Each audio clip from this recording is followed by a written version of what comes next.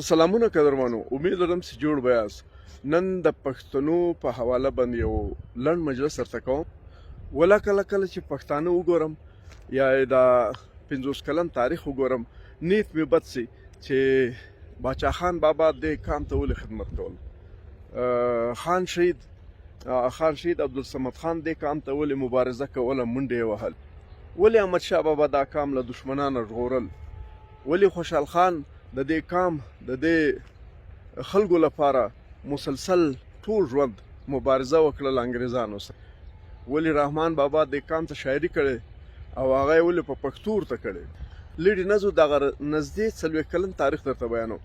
په نږدې 40 کلن تاریخ کې پښتنو خپل ټول هغه مشران چې وکان ته داسې مخلصه وو لکه مور چې اولاد ته مخلصه وي، تاسو ولیدل، وی وژل، وی ځړول، بې عزته یې کړل.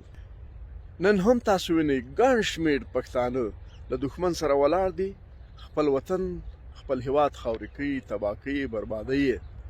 نه یوازې چې هیواد په جنګ کې ساتي، په تباهي او بربادي کې ساتي، له هغه سره سره د کام هغه ځوانان، هغه انسانان چې په دې خاوره او په دې وطن په دې ملت مین دي، هغه هم یو وژني. د پښتنو په 100% آبادي کې به 15% انسانان داسې نه وي له دې کام سره مینه لري او د دې کام یووالی غواړي. تقریبا 95% پښتانه چې دي هغه غواړي چې دا کام تباه سي، برباد سي.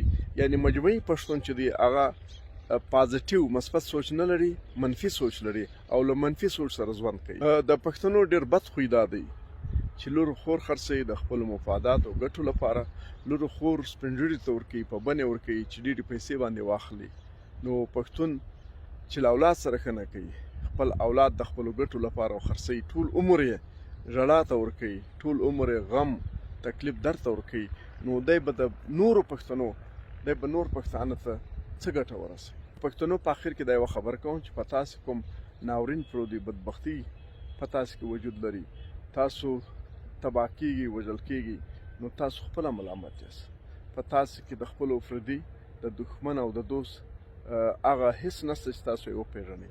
تاسو له دښمن سره منډه وئ، که چا پر سر لاس تر تېر کړئ، هغه تاسو خپل پیر فقیر هر څه یې منئ، او هغه خلک چې تاسو له دښمنه ساتي ژغوري مې، هغه تاسو خپله وژنئ.